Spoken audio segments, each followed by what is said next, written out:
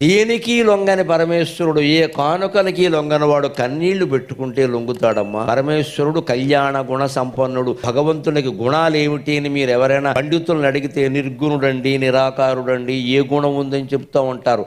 ఆయనకి ఉంటే గింటే ఉండే ఒక్క గుణం కళ్యాణ గుణం, కరుణ, దయ. భక్తుడు ఏడుస్తుంటే ఆయన చూడండి. నేను మహిమ కొద్దీ ఇక్కడ వెలిశాను, నా కళ్ళ ముందు కన్నీరు పెట్టుకుంటుంది ఆ ఇల్లాలు.